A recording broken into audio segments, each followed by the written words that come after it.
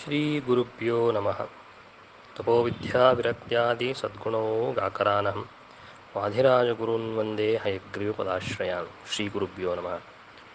ಇವತ್ತಿನ ಸತ್ಕಥಾ ಸೌರಭದಲ್ಲಿ ಭಾವಿ ಸಮೀರ ವಾಧಿರಾಜ ಗುರುಸಾರ್ವಭೌಮರ ಕುರುಸ್ತೋತ್ರದ ಮುಂದಿನ ಸ್ತೋತ್ರದಲ್ಲಿ ರಾಜರು ಏನು ಹೇಳಿದ್ದಾರೆ ಎಂದು ನೋಡುವ. ಮುಂದಿನ ಶ್ಲೋಕದಲ್ಲಿ 12ನೇ ಶ್ಲೋಕದಲ್ಲಿ ನಿತ್ಯಂ ಹರಿಂ ನಮಸ್ಕುರು ಅಂತ ವಾದಿರಾಜರು ಹೇಳ್ತಾರೆ. ನಿತ್ಯವೂ ಹರಿಯನ್ನು ನಮಸ್ಕರಿಸುತ್ತಾ ಇರು ಅಂತ ಹೇಳ್ತಾರೆ. ಶಾಸ್ತ್ರದಲ್ಲಿ ಅದ್ಭುತವಾದ ಒಂದು ಮಾತು, ಏಕೋಪಿ ದೇವಸತ್ಕೃತ್ಯ ಪ್ರಣಾಮ ದಶಾಶ್ವಮೇಧಾವ ವೃಥೇನ ತುಲ್ಯ ದಶಾಶ್ವಮೇಧಿ ಪುನರೇತಿ ಜನ್ಮ ಕೃಷ್ಣ ಪ್ರಣಾಮೇನ ಪುನರ್ಭವಾಯ ಅಂತ. ಒಂದೊಂದು ನಮಸ್ಕಾರಕ್ಕೂ, ನಾವು ಭಗವಂತನಿಗೆ ಮಾಡುವ ಒಂದೊಂದು ನಮಸ್ಕಾರಕ್ಕೂ 10 ಅಶ್ವಮೇಧ ಯಜ್ಞಕ್ಕೆ ಸಮಾನವಾದ ಪುಣ್ಯವಿದೆ ಎಂದು ಶಾಸ್ತ್ರದ ಮಾತು. 10 ಅಶ್ವಮೇಧ ಯಜ್ಞ ಮಾಡಿದವನು ಪುನಃ ಜನ್ಮವನ್ನು ಬೇಕಾದ್ರೂ ತಾಳಿಯಾನು. ಆದರೆ ಕೃಷ್ಣನಿಗೆ ಭಕ್ತಿಯಿಂದ ನಮಸ್ಕರಿಸಿದವ ಪುನಃ ಈ ಭವಬೇಗುದಿಗೆ ಬರಲಾರೆ ಎನ್ನುತ್ತದೆ ಶಾಸ್ತ್ರ. ಇದನ್ನಿಟ್ಟುಕೊಂಡೇ ಹರಿಂ ನಮಸ್ಕುರು ಎಂದಿದ್ದಾರೆ ರಾಜರು. ಈ ವಿಚಾರವಾದಂಥ ಹರಿಯಲ್ಲಿ ಮನವಿಟ್ಟಂತಹ ಹನುಮಂತ ದೇವರ ಒಂದು ವೃತ್ತಾಂತವನ್ನು ನೋಡೋಣ. ಹನುಮಂತ ದೇವರು ರಾತ್ರಿಯ ಸಮಯದಲ್ಲಿ ಲಂಕೆಯ ಪರಿಸರದಲ್ಲಿ ಎಲ್ಲೆಡೆ ಸಂಚರಿಸುತ್ತಾ ಇದ್ದರು. ಸೀತೆಯ ಅನ್ವೇಷಣೆ ನೆಪದಲ್ಲಿ ಲಂಕಾದಹನಕ್ಕೆ ಯೋಗ್ಯ ಪ್ರದೇಶಗಳ್ಯಾವುದು ಎಂದು ಪರಿಶೀಲಿಸಿದರು. ಸುಂದರ ಪ್ರಸಾದ ಶಿಖರಗಳಿಂದ ಶೋಭಿತವಾದಂತಹ ಲಂಕೆಯ ಮನೆಗಳಲ್ಲಿಯೂ ಕಣ್ಣರಳಿಸಿ ನೋಡಿದರು. ಅಂತರ್ದೃಷ್ಟಿಯ ಹನುಮಂತ ದೇವರಿಗೆ ಬೃಹರ್ದೃಷ್ಟಿಯ ರಾವಣನ ಅನೈತಿಕ ಅವ್ಯವಹಾರಗಳು ಕೂಡ ಜಗತ್ತಿಗೆ ತೋರಿಸುವ ದೃಷ್ಟಿ ಅದಾಗಿತ್ತು. ಆ ಪ್ರಸಂಗದಲ್ಲಿ ಹೇಮಕಚ್ಚುಟ ತೊಟ್ಟ ಹನುಮಂತನಿಗೆ ಅಸ್ತವ್ಯಸ್ತ ವಸ್ತ್ರಗಳಿಂದ ಮಲಗಿದ್ದ ಪರಸ್ತ್ರೀಯರ ದರ್ಶನವಾಯಿತು.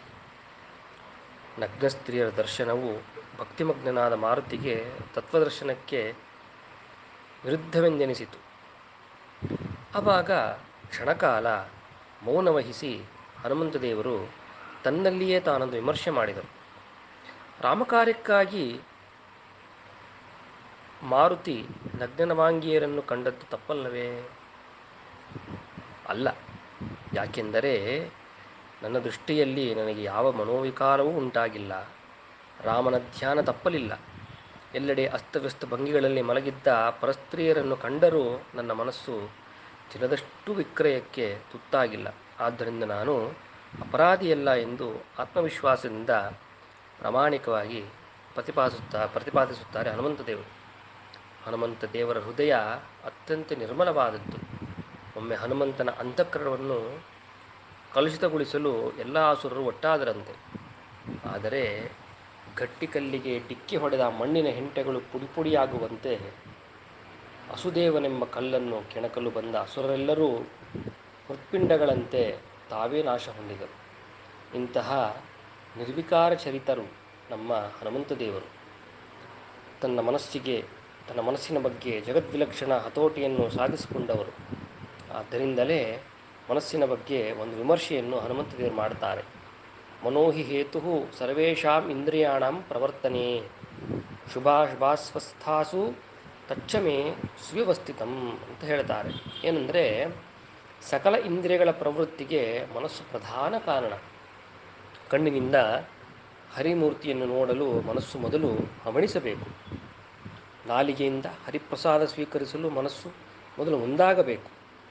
ಹೀಗೆ ತುಳಸಿ ಮೂಸುವ, ಹರಿಕಥೆ ಕೇಳುವ, ಅರ್ಚಿಸುವ ವ್ಯಾಪಾರಗಳಲ್ಲಿಯೇ ಮನೋವ್ಯಾಪಾರವೇ ಮೂಲವಾಗಿದೆ. ಇದರಂತೆ ಸಿಕ್ಕಿದ್ದನ್ನು ತಿಂದು, ಕಾಣಬಾರದ್ದನ್ನು ಕಂಡು, ಕೇಳಬಾರದ ಗ್ರಾಮಗೀತೆಗಳನ್ನು ಕೇಳಿ ಸ್ವಾರ್ಥ ಭೋಗಾಸಕ್ತರಾಗಲು ಮನಸ್ಸೇ ಮೊದಲ ಕಾರಣ. ಹೀಗೆ ಇಂದ್ರಿಯಗಳನ್ನುಂಟಾಗುವ ಶುಭಾಶುಭ ಪ್ರವೃತ್ತಿಗಳಿಗೆ ಮೊದಲು ಕಾರಣವಾದಂತೆಯೇ ಮನಸ್ಸು. ಎಲ್ಲದರ ಕಾರಣ ಮನಸ್ಸು ಎಂದ ಬಳಿಕ ಇಂದ್ರಿಯಗಳು ಮಾಡಿದ ಅಪರಾಧವಾದರೂ ಏನು ಎಂಬ ಪ್ರಶ್ನೆ ನಮಗೆ ಬರ್ತದೆ. ಮನುಷ್ಯನ ವ್ಯಕ್ತಿತ್ವ ಉನ್ನತಿಗಳು ಮನೋಜಯದ ಹಿನ್ನೆಲೆಯಲ್ಲಿ ನಿರೂಪಿತವಾಗಿದೆ. ಪ್ರಬಲವಾದ ಹನುಮಂತನ ಮನಸ್ಸಿನಲ್ಲಿ ಕಿಂಚಿತ್ತೂ ವಿಕಾರ ಉಂಟಾಗಿಲ್ಲ. ಬಹಳ ವ್ಯವಸ್ಥಿತವಾಗಿ ರಾಮಪದಾಸಕ್ತವಾಗಿದ್ದರವರು. ಆದ್ದರಿಂದ ಯಾವ ಕರ್ತವ್ಯ ಲೋಪವೂ ಇದರಿಂದ ನಡೆದೇ ಇಲ್ಲ. ಎಂದ ಅತ್ಯಂತ ಪ್ರಾಮಾಣಿಕ ಆತ್ಮವಿಶ್ವಾಸದಿಂದ ಹನುಮಂತ ದೇವರು ಹೇಳ್ತಾರೆ. ಹನುಮಂತನ ಪ್ರಾಮಾಣಿಕ ಚಿಂತೆಯನ್ನು ಕೆಲವರು ದುರ್ಬಳಕೆ ಮಾಡಿಕೊಳ್ಳುತ್ತಾರೆ. ಬಹಳ ಜನ ಟಿ ವಿ ಸಿನಿಮಾಗಳನ್ನು ನೋಡಿ ನನ್ನ ಮನಸ್ಸಿಗೇನು ವಿಕಾರವೇ ಆಗಿಲ್ಲ, ನಾನು ಪ್ರಾಮಾಣಿಕ ಎಂದು ಕೊಚ್ಚಿಕೊಳ್ಳುತ್ತಾರೆ. ಆದರೆ ಪ್ರಾಮಾಣಿಕವಾಗಿ ಅವರು ನಾವು ಜಿತೇಂದ್ರರೆಂದು ಎದೆತಟ್ಟಿ ಹೇಳಿ ನೋಡುವ ಸಾಧ್ಯವೇ ಇಲ್ಲ. ಬ್ರಹ್ಮೇಂದ್ರಿಯಗಳಿಗಾಗುವ ದರ್ಶನದಿಂದ ಇಂದಿನ ಸಕಲರ ಮನಸ್ಸು ವಿಕಾರಕ್ಕೆ ನಿಸ್ಸಂಶಯವಾಗಿಯೂ ತುತ್ತಾಗುತ್ತದೆ.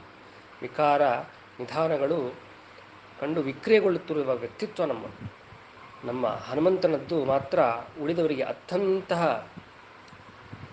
ಆತ್ಮ ನಮ್ಮ ಹನುಮಂತನಿಗಿರುವಂತಹ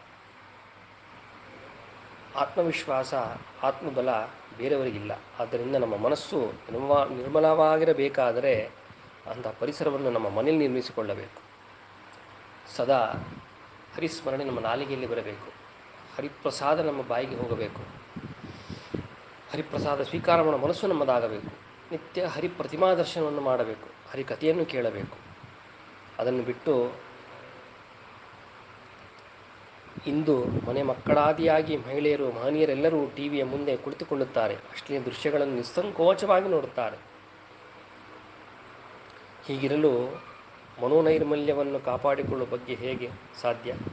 ಇಂತಹ ದುರಂತ ಸ್ಥಿತಿಯನ್ನು ತಪ್ಪಿಸುವ ಹೊಣೆಗಾರಿಕೆ ಮನೆ ಹಿರಿಯರ ಪಾರಾಗಿದೆ. ಹಾಗಾಗಿ ನಾವು ಹರಿಕಥಾ ಶ್ರವಣ, ಹರಿಪ್ರಸಾದ ಸ್ವೀಕಾರ, ಹರಿಧ್ಯಾನ, ನಾಲಿಗೆಯ ಮೇಲೆ ಹರಿಭಜನ, ಕಣ್ಣಿನಿಂದ ಹರಿಪ್ರತಿಮಾ ದರ್ಶನ ಎಲ್ಲವನ್ನು ಮಾಡುತ್ತಿದ್ದರೆ ನಮ್ಮ ಮನಸ್ಸು, ನಮ್ಮ ಇಂದ್ರಿಯಗಳು ನಮ್ಮ ಹತೋಟಿಗೆ ಬರ್ತಾರೆ ಅಂತ ರಾಜರು ಈ ಮಾತನ್ನು ಹೇಳ್ತಾರೆ.